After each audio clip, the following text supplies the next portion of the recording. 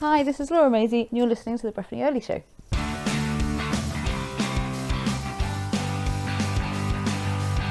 Breifne, you come all the way from Ireland for this adventure.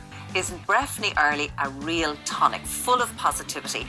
It's an amazing story, Breifne, with a wonderful, happy ending. All of those things on your bucket list wouldn't necessarily have led you to do the World Cycle Race. 27 countries, 490 days, 18,000 miles on a bike. You've decided that's it, you're going to keep giving yourself challenges.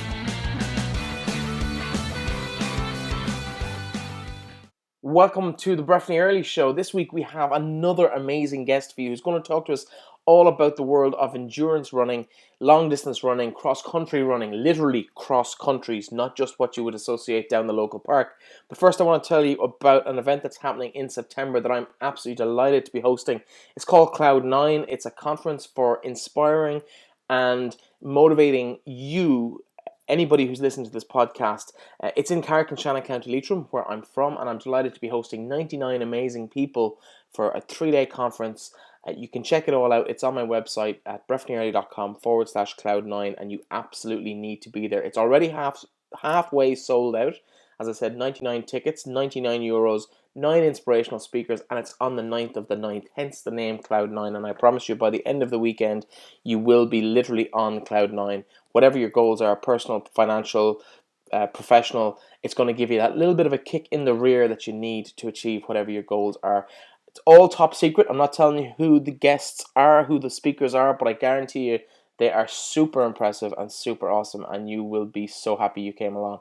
Check it out. Get in touch if you have any questions. Already nearly 50 of the tickets are gone, so there's about 52 or 53 tickets left. Make sure you don't miss out. But getting back to the purpose of today's show, I am delighted to welcome Laura Maisey to the program. Laura, welcome. Thank you.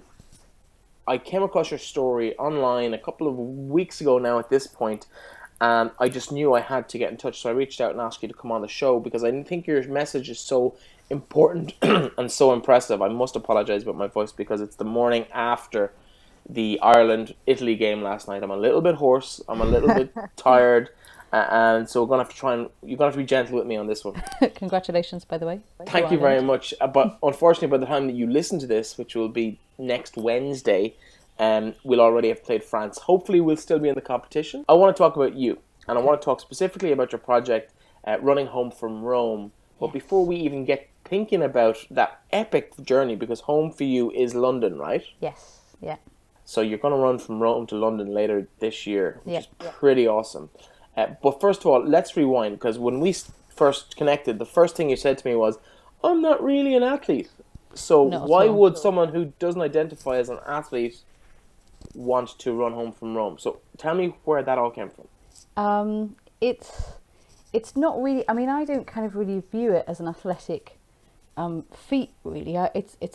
It's more kind of one of those things where you're like, I wonder if I can do this, because I don't come from an athletic background. I wasn't really sporty as a child, didn't really kind of, move more than I needed to, really. My whole life, I think that's generally been my theory. If I don't need to move very much, I won't. And I just kind of had sort of the right friends, really, and someone, so Danny Bent, who set up this thing called Project Awesome, I happened to be having a coffee with him, and he said, I've started this thing where we like run around at 6:30 in the morning. And I was like, yeah, no thanks. He's like, oh, you should come, it's brilliant. And I was like, yeah, brilliant for people like you who are athletic and love waking up at that time, but I'm me and I like the sofa, so I'm going to go with no, but thanks for the offer. And he just was persistent, and he's a very nice person to be around. He's very infectious. He's like, there's no reason why you can't come. And I'm like, well, I'm not athletic. And he's like, yeah, and like most other people would be like, oh, right, I see where you're coming from. Like, yeah, okay, it's not your thing, like running. You're not going to enjoy it because it's not what you do. And he's like, why not? You can run around for a bit. It'd be great to see you. So I was like, so for some absurd reason, I actually did get up and go. And I think when I talk to people about it, and I'm kind of pitching around for reasons, because people always want to know why you did it, because many people are presented with the same opportunity and wouldn't do it. And I don't really know, but I was having kind of a lot of job difficulty at the time. And I guess I kind of maybe felt like it was something that I could have control over when there was a lot of other things that I didn't have control over. of a really horrible situation in which I'd kind of put my heart and soul into a job position and really thought that was kind of being rewarded and appreciated, and it really kind of wasn't, and in a rather unceremonious fashion I was kind of sacked, and it really kind of knocked me for six, and I think I'd just kind of like gone back into a little ball and didn't really know what to do, and I had, you know, I got 2 other part-time jobs, and neither of which I was kind of thinking was anything that I really wanted to make into a career. I just was kind of doing it because, you know, you need to pay rent and things, and I was just a little bit kind of lost, I guess, and this was something that I could kind of latch onto and have some element of control of. Like, I had chosen to get up, I had chosen to be out at this ridiculous time at 6:30 when no one else was, and run around even though I wasn't a runner. And I had made that conscious choice instead of having decisions made for me, where I no longer was doing a job that I had really, you know, enjoyed and been passionate about. And I guess that was something to do with it.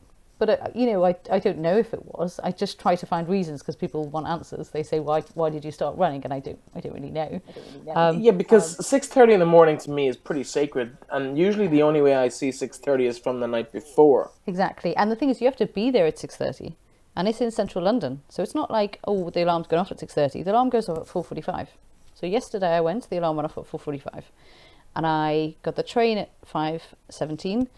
I got into London for 5:46. I run over from where the train lands to where the workout is. It took me till about 6:10. I work out with them until 7:15. We all go for coffee afterwards and a bit of breakfast. I was in work for 9. I worked from 9 until 7. And then I biked halfway home, and then I ran the remaining journey. So I got home at about 8:15. So that was my day yesterday. My alarm had gone off at 4:45, and that's not a thing that people would willingly want to take on. I can't. What are they feeding you at these Project Awesome sessions? Because that seems like, to me, that just sounds horrific. Yeah, it does sound horrific. And I get home and I feel awesome. I'm like off my face with awesomeness, and it doesn't make any sense. And I'm hyped and I'm energetic and I'm not ruined. I get ruined at some point in the afternoon after I've eaten because my body is all like, well, yeah, we're digesting now. We can't also be awake. But yeah, no, it does something to your day. It really does do something to your day. So I would have these horrible job situations. I kind of pitched in and out of about 7 jobs between October and December of the year before last, which is when I started going to Project Awesome. And I just made a rule with myself, like I wasn't going to let people talk down to me anymore. Not let them, do you know what I mean? I didn't punch them or anything. But I just thought, for my self-respect, I need to not stay in jobs where people talk down to me. So as soon as I saw, where previously I'd be like, oh, just, you know, go on. Because I was always doing jobs on the side of being at uni. So my job was just my other thing, and my uni was my main thing. And then when I finished uni, I was like, well, my job is my main thing. If people talk down to me at work and I let that continue, that will become my life. I'll be one of those people who's talked down to, and I just go, oh, okay, then whatever. So I would just leave. As soon as someone spoke rudely to me, I would just leave. And so, as I say, I got through 7 jobs in 3 months. That was so disheartening. I was like, is there really going to be no workplace where I don't find a manager who talks down to me? So I'd go to these horrible jobs. But if I'd started my day with Project Awesome, I'd be like, everything is, it just does something. It does something to your day. It's like the Lego movie, everything is awesome. Yeah, exactly. That is exactly the song for Project Awesome. But if you start your day with Project Awesome and you go off to your work and then someone talks down to you, whatever, I'd just be like, do you know what? That's your bag. You're obviously not a happy person. I don't need to stay here anymore. That's fine. That's not, I'm not going to internalize your negativity, because whatever your problem is, or you didn't sleep enough or whatever, that's your problem. It's not my problem. And because I've started my day with Project Awesome, I can kind of look at things in a little bit more, I don't know, I guess like a light-hearted way. I sort of was like not so dreary and taking everything so seriously, and I wasn't so annoyed by everything, annoyed by the world, and why have I been dealt this hand, and why don't I seem to be able to use my degrees to get a decent job, and why do I have to make coffee even though I've got a law degree, and all the rest of it. That just kind of fades, and it's like, do you know what, it doesn't matter, just chill your bones. You've had a run this morning, you've seen people who you really, really enjoy their company, you've been in a massive group hug that consisted of over 100 people, like, today is awesome. It doesn't matter what actually happens, just you can't not feel awesome if you start your day that way. How many days a week are we talking about doing this? They do it 3 days a week, but when I first started it was just running 2 days a week, so Wednesdays and Fridays, and I would go religiously to both. and then they started Monday when the Wednesday and Friday groups got bigger. And it depends. The Monday is somewhere different each time. So sometimes they're the other side of London. I just can't make it unless I leave the house at 3 a.m. or something. So I just don't do those ones. But then if they're on this side of town, I'll go. So yeah, I generally go Wednesdays and or Fridays, depending on what my work pattern is. And then Mondays if they're close by. Okay, so getting out of bed ridiculously early, exercising, feeling really, really good. That doesn't necessarily lead you to a point where you say, oh, let me get in Rome and I'll run home. No, exactly. But what happens is, so in Project Awesome, it's not an actual divide. I mean, we're not sitting on opposite sides of the cafe where we have coffee, but there's two kind of types of people in Project Awesome.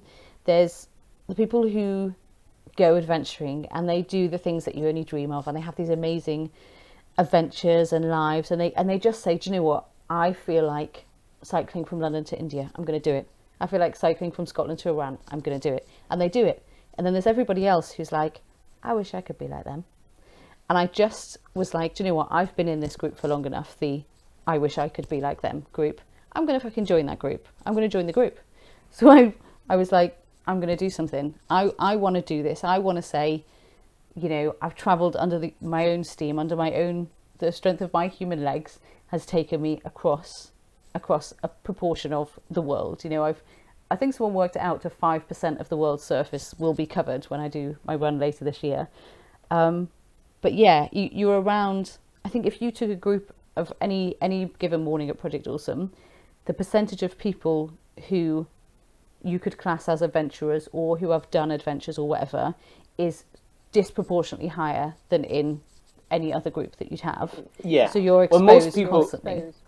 Yeah, well, most groups don't have those type of people in them at all, never mind a multitude, because it's not the first time I've come across Project Awesome. I'm very familiar with some of the names of the people that you're probably talking about, the likes of Anna McNuff, who ran Length New Zealand, and I followed her because I had just done the whole New Zealand thing a couple of months before she finished. And Susie Pike, I know, cycled across Australia. Dave Cornwith I'm familiar with as well. Leon McCarran I think pops in from time to time.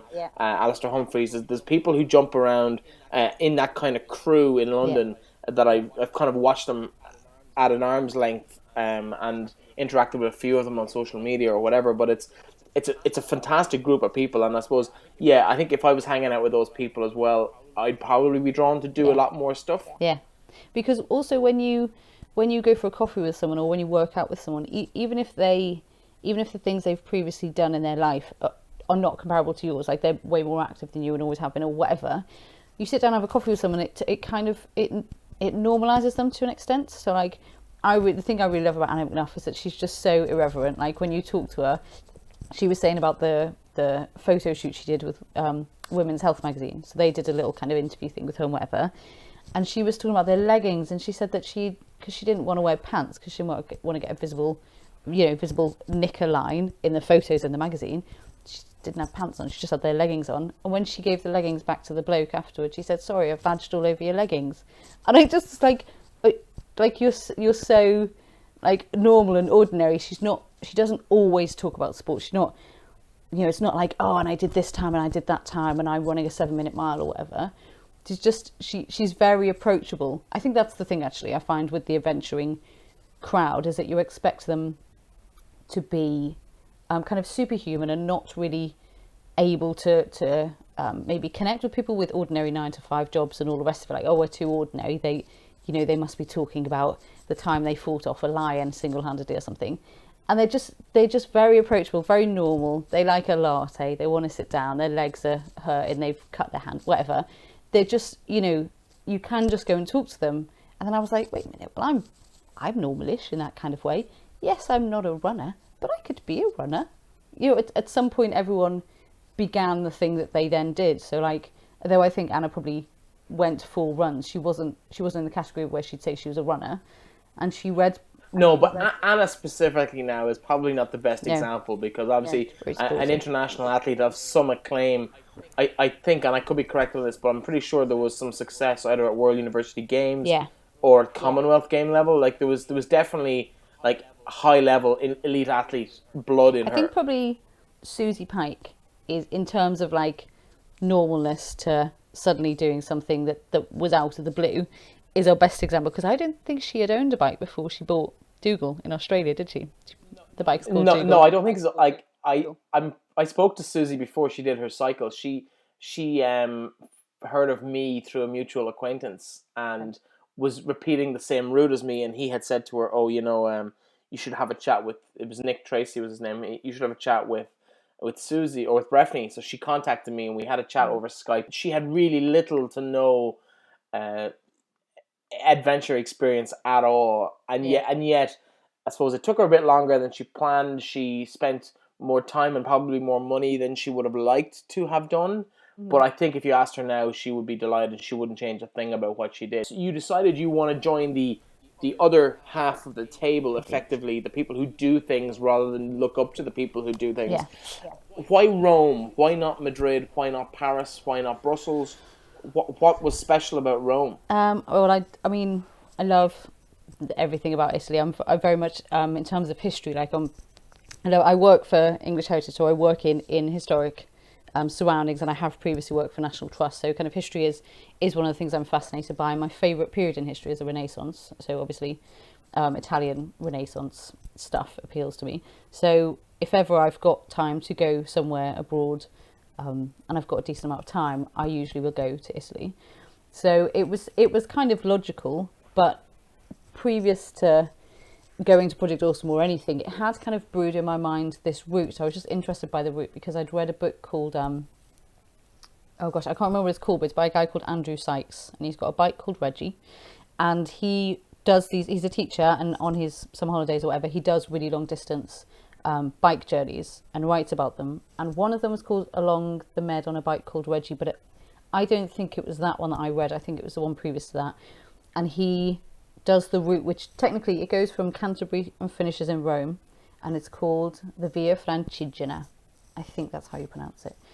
And so he had written about following this route, and I'd just been interested because he talks about going to Tuscany. He describes it, and obviously it's just beautiful and sounds lovely. So I'd just been kind of intrigued by this route, and I'm also intrigued by things that people don't do very often, the kind of lesser well-trod roads, because I think a lot of people are, because you would like the idea that you could discover something that no one else has discovered, or you want to do something unusual, because I think we're inclined to want praise as humans. If you do something unusual, you might get praise. So I was intrigued by it because it wasn't that well known, and it goes through, you do Italy the slow way, and it's just like a dream come true, because I'm only ever doing Italy 4 or 5 days at a time because I'm on holiday from work or something. So I thought that would be amazing to just spend weeks and weeks on end just going through Italy. So that was prior to Project Awesome. I'd had the name of this route and this idea in my mind that I would like to kind of go and walk a bit of it or look at it or whatever. And I was doing Project Awesome, and I was having a little sweaty heart attack every time I went, and I was getting a bit embarrassed because I was in front of these people who weren't having sweaty heart attacks. So I started running myself in my spare time so that when I got to Project Awesome, I could look cool and calm and collected like the other people. Cheating in some respects, but not really. It's actually, it starts off as cheating and to look a bit more awesome than you actually are in your own head. But then when you actually start developing, you realize, oh, hang on a minute, I just as capable as the other people. Yeah, there was just something about plodding along. So even though I was doing it in a really undignified way, like I had shoes on that didn't fit that I found in the back of a cupboard somewhere because, why would I ever have running shoes? So I just found them somewhere. I don't know whose they were. I don't think I'd ever bought them. So someone had bought running shoes and then buried them. I found them, put them on. And I didn't have running clothes. So I was just wearing like t-shirts, obviously massive sweater shoes going on, very visible, and leggings. It was just the kind of leggings that you'd wear like under a skirt or something.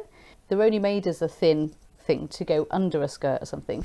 So I was putting on these leggings, and I now realise that every time my leg was like stretching forward so that I could run, they go thinner, they stretch thinner. Everyone can see your pants. They go see-through. They go see-through, yeah. So I was showing the neighbourhood my pants and sweating all over the place and really unsuitable shoes. And I just plodded around doing that for a while. And although I was kind of sweaty and it was uncomfortable, there was something kind of underneath it all going on where my body was kind of like, yes, this is what we do. This is what this as humans, before there was, you know, fancy brick houses that keep us insulated, and before TVs and phones and stuff, you just have your body. That's what you use to survive. You travel that way. You hunt your food that way. Whatever you do, all you're equipped with is your human body. And something about it just kind of tapped into my subconscious, and I was like, there's something weirdly therapeutic about it, although I really genuinely feel like I'm on the verge of a heart attack and I'm panting so hard I've got a sore throat. I was really like, and I would just like stop or walk at the slightest anything. So on my 20-minute run, I'd say to people, oh, I ran for 20 minutes. What I meant was I ran for about kind of 10, and then I would like walk for long stretches in between. Like, well, 20 minutes is ridiculous. People can't really run for a whole 20 minutes. It's ridiculous. They must mean they run and walk. That must be what they mean when people talk about running. So something weird kind of happened, and it kind of felt like something that I was kind of capable of, even though at that moment in time I was struggling. It was difficult for me. It felt like it wasn't really alien. It wasn't like, oh, well, I need a lot of skill to do this. Like, I don't know, rowing, I'd be lost with rowing. You do have to have some skill, otherwise you go in a circle. Or, you know, stand-up paddleboard, you need the board. You need to not fall in and stuff. There's a little bit more going on with running. It's just like, put your feet forward. You know how to walk, so you know how to run. It's more difficult, but if you just keep doing it, it will become less difficult. Yeah, you make it sound way easier than I find it as well. But the thing is, I've never been a runner that pushes myself. So if ever I talk to people who are really new to running, I say, listen, go out the front door and run until it's not comfortable anymore, and stop exactly where you are and just go back home. And the next day, go again. And, you know, go every second day or every third day. And the point at which you have to stop and turn around and go back home will be later. And I'm not, you know, some people are like, oh, just, you know, smashed it on the treadmill at the gym for 10 minutes straight, really, really fast, and my legs felt really wobbly, but, you know, I'll do it again next time. I was never that type of runner. I'm a plodder, I'm slow. If I'm not enjoying myself while I'm running anymore, I will just stop. I'll just walk. When are we flying to Rome? When are you going to be starting the epic journey? September 12th. For the sole reason it's a Monday, and I feel like Mondays are good days for starting things. So, yeah, it was either the 5th or the 12th, but I've got a 10-year reunion with some friends that I went to uni with from the 2nd to the 4th. So I've got this little reunion weekend, another week back in work, earning the last little scraps of money so that I can maybe eat on my run. And then I'll probably fly out the 9th or the 10th, depending on flights and stuff, because it goes over a weekend. The flights are obviously more expensive, and because I'm obviously trying to trim costs wherever possible. So potentially I'll fly out the Friday before, spend a weekend out there just going, oh, I'm in Rome and it's beautiful, and then start on the Monday. Yeah, it sounds absolutely epic. And the start point is at the start of that way, is it? Yeah, so basically I'm starting at the end, and I'm going to run it as it tells me to, all the way back to Canterbury, and then I'll make my own way from Canterbury to London, which is kind of half of the stretch I did on a run that I did this time last year. I did a 90-mile run from London out to Walmer on the coast, and that passed through Canterbury. So I'm familiar-ish with the way that I'll get from Canterbury back to London. So that's it. So I'm doing it backwards, which is a little bit wacky. I'm also running it, whereas, you know, the majority of people, it's only about, I guess, between kind of 25 and 50 people doing it a year anyway. A few people, maybe 3 or 4. I mean, don't quote me on these figures, but I've kind of sort of tried to get an idea, but it's hard to track these things because it's a lot more informal route doing it backwards, and not everyone records it. They just do it for their own reasons. But it's about 3 or 4 people do it backwards each year, and, you know, maybe 1 a year is running it, maybe less. Yeah, because when I set off to do the World Cycle Race, I contacted almost everybody who had done the race previously, and that figure at the time was 9 people who I could find who had actually completed it ever. Yeah. And I reached out to all of them I could find contact details for, and spoke to probably half of them, either in person on Skype or over social media, and basically sucked their brains for inspiration and for knowledge and for suggestions and advice, which actually turned out to probably be the most valuable thing I did of all the research and all the preparation I did.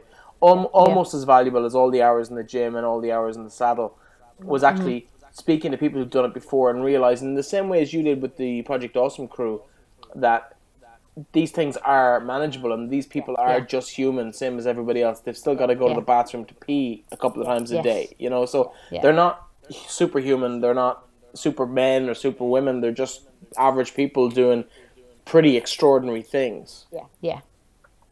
Big time. So I'm interested to think about what's going on with this in your head. Are you scared, excited, enthused? Where are you on that spectrum? Very excited. I can't wait to just be like, I'm unusual in that I have a job that I really enjoy, and I have colleagues that I really get on with, and I have a really great manager, and I live this really quite nice life. I've got Project Awesome, I've got fantastic friends, I've got a nice job. I run whenever I want to. There's nothing about my life that I think, God, I can't wait to escape that. It's not an escape thing, but also there's a little bit of me that's like, oh, I can't wait to ditch this all and just be out on the road, backpack on my back. I can pitch down whenever I like. I've got my tent, and just like, there's Tuscany right in front of me. Like, oh look, I'm just running on the road to Florence. Like, I just can't wait to get out and be like, where am I going to go today? Like, I know where I'm going to go. Plan my route. I made it sound all spontaneous then, but in a way, it's sort of like, it's just you versus the world. Like, what is going to happen? I'm definitely intrigued to see what's going to happen, because it's a mental challenge. These things always are mental challenges, because if you're going to do something for 2.5 or 3 months, it's not like, oh, have you trained enough? Like, you can't train enough for something like this. You just can't. And the first kind of 2 or 3, like if someone did what I'm going to do with absolutely no running background at all, put the bag on their back, by about 2 or 3 weeks in, they'd be into it. They'd be doing lower mileage a day. They'd be going slower a day potentially, but they'd be on the road. They'd be doing it. They'd be able to run from Rome to London. Anyone could if they could just get themselves 2.5 or 3 months off work. They weren't intimidated by the prospect of doing that. Physically, anyone could, but mentally, it's a whole different thing. These long distance challenges always are mental, and I'm excited. I don't know what's going to happen to me. I don't know what type of person I will become when I'm faced with like massive adversity, or I'm totally lost, or I become injured and there's no one around me. Like, or I'm just like, God, I just haven't seen anyone in ages. I really want my friends around me. Like, there's people I really miss. I'm just like, what is going to happen? Or what's going to happen when I wake up in the morning? I think, I really, really don't want to run today. I really hate running today. What am I going to do? Am I still going to run? Or am I just going to have a little strop and sit at the side of the road and be like, I'm not bloody running today? Yeah, what's going to happen? Those days are quite interesting, when you really don't want to do anything. You barely want to get out of wherever it is you found yourself sleeping the previous night. Yeah. How long are you expecting this to take? In terms of my average, obviously it varies depending on the distance between towns, and it depends how kind of desolate the bits are, and it depends whether there's going to be snow in the Alps and stuff. But I'm going to average about 23 miles a day, and that means if I just ran every day, that'll be 59 days of running, start to finish. I'm obviously not going to run every day. There's going to be stuff I don't expect. There's going to be injuries. There's going to be rest days where I'm in a place where I'm like, this is lovely. I really want to take another day to appreciate this. I'm also going to divert off route from where the Via Francigena would go. I'm going to kind of divert and go to Florence, because it's the route kind of goes alongside to the left of Florence, and it would take about an extra day or two of running, so it's quite a diversion out of the way. But I thought, what's the point of Tuscany if I don't go to Florence? I do think as well, I love your attitude towards the whole challenge, that you're not sticking rigidly to the rules, that there's certain things you want to do and things you want to see and places you want to go to. And I think it's so important to do that, because I stopped to smell the roses everywhere when I was on the road, and I remember those moments as fondly as I do the hours in the saddle, and that's what you'll remember when in 5 years' time, in 10 years' time, is those detours. They actually make the journey. So kudos to you for doing that. Now, you mentioned the Alps, which brings me nicely to my next question, because my question was going to be, are you going over the Alps or under the Alps or around the Alps? But you've kind of answered it when you start talking about snow, because... Over. Yeah. So what kind of heights are we talking? So the Great St. Bernard Pass, which I'm going to use, which is the one that Napoleon used. I figure if it's good enough for him, good enough for me. It's about 2,000 feet. Does that sound right? Have I remembered my reading properly? No, I would say it's 2,000 meters. 2,000 meters. Yeah, there you go. So that's how prepared I am. So it's about 6.5, 7,000 feet. It's a bit bigger than 2,000 feet. Okay, so yeah, 2,000 meters. There we go. So it's the lowest of the passes that you can reasonably pass by foot, but it's 2,000 meters, and that is. I forget why they used it. I mean, the route is wailed. It was first recorded in 990 by some archbishop bloke, and they used to go from Cantebury, because Archbishop of Canterbury, and they would go down to Rome to see the Pope to get, I can't remember what it's called, but it's kind of like a piece of material sort of that you'd put around your robe that says that you're like super duper extra religious. It's like, you know, having an MA instead of just a degree. It's like the religious version of that. And that's the route that they would use. And so the route takes you that way. So I was like, well, it takes me that way. I'm going to go that way. So the last town in Italy that I'll be at is Aosta. It's called Aosta. And then I'll go up. And then when I pop down the other side, I'll be on Lake Lausanne. I think it's pronounced Lausanne. In Switzerland. Lausanne, yeah. Yeah, Lausanne. And it's, when I originally planned the route, I was trying to fit it around what would be most convenient with my work schedule. So later in the year was better. So between October and April, it's a little bit kind of lighter load at work. So I was like, right, I'll set off. It's like also October a little bit more snowy in the Alps. Exactly. So I was going to do October 18th was my date, and I was going to get home for Christmas. And then I would have these, like, as I was falling to sleep, I'd get these sudden flashing images through my mind. It was like, running, squashed under an avalanche, freezing to death. And it just happened, and I'd like suddenly shake awake and be like, I'm going to get squashed in an avalanche. But I still wasn't addressing the fact that maybe I should go earlier in the year.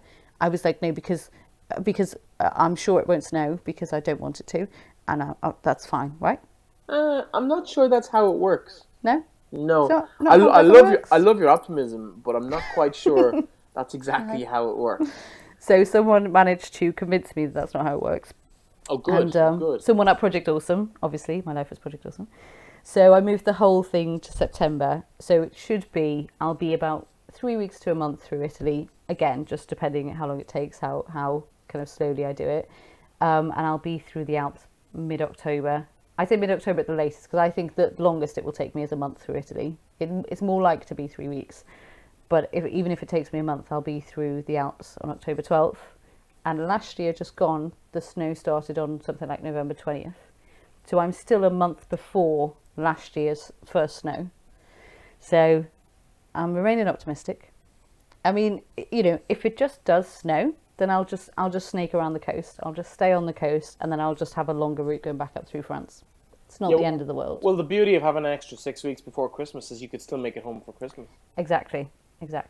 So I think if nothing goes wrong and there isn't snow and I don't get squashed in an avalanche, I'll be home like end of November. Do you know what comes next? Is there a plan for the next adventure, or are you solely focusing on this project? So I'd say, in terms of what my kind of fears or what my worries are, the run itself, I'm full of excitement. The return, I'm full of trepidation, because I'm very aware that you know, how can you come off something like that and go back to your 9 to 5, put your phone in your bag, get on the tube, whatever. How can things be normal after that? How can you fit back into the mold after that?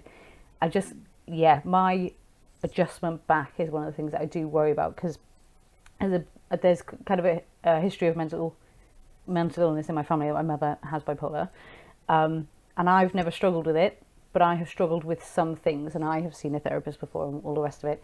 So I am quite self-aware, and I'm very self-aware of what the return is that I'm going to struggle with the return, I think. So I think because of that, I'm kind of starting out on the best way possible, in that I'm aware it's going to happen, so I'm going to equip myself.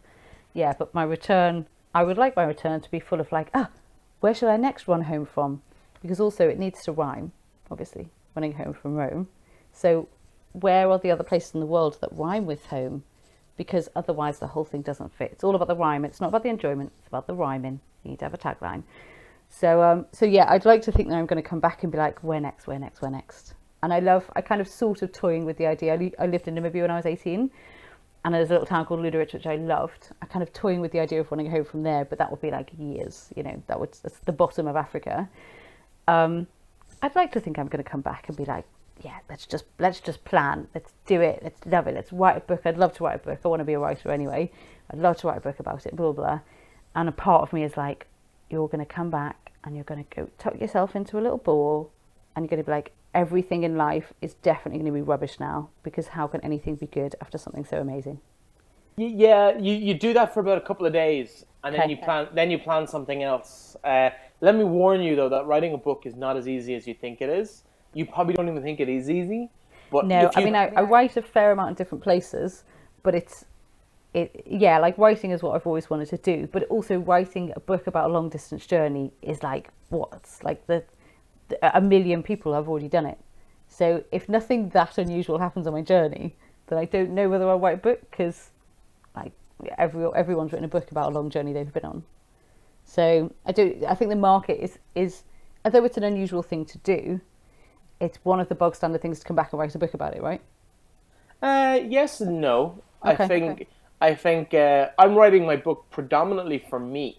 Okay. And predominantly so that when I'm 60, I can show my kids. Of course, yeah. Because there's no way I'll have grandkids by that stage. But when I'm 60, I can show my kids this is what your dad did. Yeah. Amazing. When he was young or younger. So yeah, it's not necessarily for other people. Okay. Obviously, there's a very important message in why I did what I did, and I'm writing my book to try and promote that message as well. And that brings me on nicely to talking about Adam. Tell us who Adam is, and tell us why you're doing Home from Rome for him. So Adam Finch is a fantastic little boy. So there's a guy called Dave Finch, and he's been coming to Project Awesome. I think he didn't come that many weeks after I first started coming. So around the same time we kind of started, when it was still very new, very, very embryonic. There was like 8 people when I first went. Leon McCarron was one of those. Tom Allen was another one. And I think it was still just kind of small. It was probably only just into double figures by the time Dave was coming. So I've kind of known him through Project Awesome for ages. And he's just one of those, he's just a really great guy. Like someone needs somewhere to stay, he'll be like, well, come and stay in my flat. How long, 2-3 weeks, whatever, it doesn't matter. If you are struggling with something, or so Danny, who set up Project Awesome, went on this thing on TV called Ultimate Hell Week, and while he was away, one of the people who comes to Project Awesome unfortunately was knocked off by a bike and killed. And because we didn't want Danny to come out of this program that he'd been on, no Facebook contact or anything, go on his phone and see it. We didn't want him to find out that way because it would be awful. So Dave was like, no worries, I'll go and get him. And he drives up to Wales to meet Danny so that he can give him the news properly himself before he finds out this really horrible way via social media, his first way of knowing, and then drives him back to London. And he just does that. There was a guy called Adam who ran, not the same Adam, who ran 15 marathons in 2015. And Dave would be alongside him, running his marathons with him, like he did. The big finale was the one in Athens, the marathon. Dave went out and did that with him as well. He's just one of these really great blokes who he just squirrels away in life, doing good deeds, and just being awesome, just being a great friend, a great guy. And he's brought his 2 kids, so Adam and Megan. He's brought them along to Project Awesome before, and they're both great kids. And then Adam, they found that he had a brain tumour. And so the tumour was removed just before last November. But when it was removed, they found that it was malignant. And so he now has brain cancer, not anymore. The brain cancer is not there anymore. So they had to treat it, obviously. So he's spending like a year in hospital. He's 9 years old, spending a year in hospital, getting treated for brain cancer. And he has these really kind of aggressive treatments for like chemotherapy and radiotherapy. And it's just, he's 9, it's tough. It's hard for him. And so Dave, and that's in Manchester, so he's getting treated in Children's Hospital in Manchester. So Dave comes down here. He actually is one of the people that now runs Project Awesome because Danny's stepped down from leading it, though he's still very involved, so he doesn't lead the sessions. And so Dave is one of the people that runs it. So he's down here Monday to Wednesday. He works those 3 days, runs Project Awesome, and then on a Wednesday evening he goes up, or Thursday evening, can't remember, goes up to Manchester and works from home, but obviously from up there, for the remaining days of the week, and stays up there with Adam so he can be there with him 4 days of the week. So he technically lives in London, but he spends 4 days in Manchester every week. And so if in terms of staying somewhere he just had to pay for accommodation, or put 2 chairs together next to Adam's bed in the cubicle and just sleep on chairs for 4 days, it just wouldn't be sustainable long term, like financially and also just physically on his body. He wouldn't be able to keep up his work and all the rest of it. He wouldn't have a place to cook. He'd have to eat out all the time. And have these really great things called Ronald McDonald Houses, which by coincidence, when I was younger, I had an operation on my hip. My parents stayed in one in Liverpool. So Dave stays in one of these, which is connected to the hospital in Manchester, and it's free. And there's always milk in the fridge, bread in the oven. Each family has a little kitchen unit that is their own. The room where they can stay is, has like a living room bit and whatever, so he can work, he can sleep properly, he can cook. And that's just like an absolute godsend, because more than half of his time is spent with Adam. So if more than half of his time was spent paying for meals out all the time, paying for hotels to stay in all the time, it's just basically not doable. And so they give him free accommodation, space where he can work and sleep, all the rest of it. And so I was like, oh, I'm going to do this big run thing. It's all very exciting. And I saw Dave at Project Awesome, and I just had one of those like serendipitous moments where I was like, this can fit together somehow. I can do something about this. I don't know what. Like, I can't pretend that I thought up the run for Adam. That would be disingenuous of me. I was going to do the run anyway, but I was like, why not use it? I mean, it's primarily, it's still for me to see what will happen, to see whether I will get squashed under an avalanche. But why not do something? Why not raise awareness of the fantastic work they do? And I know the fantastic work they do because my parents stayed in one. And as a 10-year-old, I think if you can say that you can have depression as a 10-year-old, I think I did have that. It was a horrible time in my life. Very black zone. Or I actually don't like to revisit that time in my mind very often, because it kind of makes me even a bit tearful just thinking about it. You can hear my voice going. So it's just horrible, just a horrible time. And the Ronald McDonald House housed my parents, and if they hadn't been there, I just wouldn't have really got through that time. Yeah, it's fantastic to have those facilities, because there's so much going on in families when a child is sick, that having to worry about where you're staying and paying for that is a huge drain financially on families. So to be able to do that is phenomenal. And I suppose you set yourself the target of raising £1 British pound for every mile on your trip, which is just 1,249 miles. Yeah, I didn't want to overset it, because I didn't want to feel like I'd failed anyone. Yeah, but you've already smashed that target, so much so that you've reset your target to £2 per mile. And we're getting close to that as well. Yeah, so, and you haven't even started yet, which is pretty amazing. So as this builds and builds and builds, I think you're going to absolutely smash that target as well, and you'll be coming back to reset it for £5 per mile, or something of that order. Yeah, I think so. But it's absolutely phenomenal. The charity you've picked is obviously very close to your own heart, as listeners can tell from your voice over the last few minutes. And I think it's fantastic that you've taken this opportunity to help one of your friends and their children in a time when really it's needed in so many families across Ireland and the UK and every country in the world. It's a problem. So congratulations. It's going to be an absolutely epic adventure. I know people are going to absolutely love listening to it and following it as they go along. Where can they keep up to date with what's happening in the build up to and actually when you're on the road? Okay, so the running home from Rome tagline that I was loving because it's so rhymey, that if you put that in to anything, just run it in as one word, running home from Rome. It's on Instagram as that. It's on Facebook as that as well. And then on Twitter, because it wouldn't let me have it, like how annoying, it's the initials of that. So it's RHFR and then the number 99. Because also the thing is with that, if you were to text 70070 with those initials and the number 99 and then put an amount like £5, that is how you donate as well. So you text 70070 with the message RHFR 99.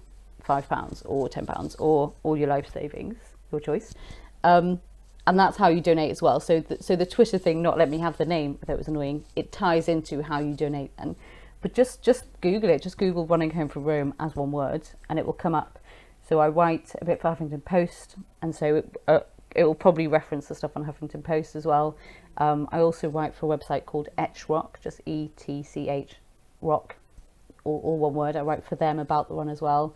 I've just started writing for a really great website called Love Her Wild, which is female adventurers, and just kind of talking about, I don't know, just the kind of quite singular category that solo female adventuring kind of is sort of, because there's a lot of different elements in that than there are in solo male adventuring, although that also brings its own kind of, you know, specifications. So it's about that, and I'm doing a series of blog posts for them about the rise of the female adventurer and looking into kind of female adventurers from the past and how they've kind of blazed a trail for the female adventure scene as we now see it. So yeah, if you put my name, if you put Running Home from Rome, all of that stuff will come up. I'm kind of all over the place, all in your Google feed. Absolutely. Well, listen, I'm sure it's popped up all over the place for me over the last few months, and I'm sure it will continue to do so. If you had one ask of the listeners to this podcast to support what you're doing, what would it be? Just go for a run. I dare you. Just go out for a run and see what happens. Just see. It doesn't matter if you've never been for a run before or if you always go for a run. Just go for a run. See what it starts. Love it. Simple, easy. Get a pair of runners and just go and start. Yeah. Love that idea. And also delighted. I like it that most people who are on this show don't answer with something that benefits them, which is really, really nice. Laura, it's been an absolute pleasure talking to you for the last 50 minutes or so. And looking forward to seeing what the response is to this. If people want to get in touch with you, they can, as you mentioned, to look up Running Home from Rome, all one word, on Facebook, on Instagram, on the Google machine. It's all over the place. Please do. I really love hearing from people who are like, I'm doing something vaguely similar. I don't really know what I'm doing. And I'm like, well, neither do I, but let's talk. Like, I love people getting in touch about the run. It's not, I'm definitely not kind of like so inundated with popularity, I think that's true, that I don't want to hear from normal everyday people who are also just been for my first run. I feel like I'm going to die, whatever. I love hearing from people, you know. Absolutely. Well, listen, as I said, that's where you can find you on the interwebs, and it's been absolutely awesome to have you on the show being here. this week. Thank you very much for taking the time No to talk to problem. us. I'll see you later.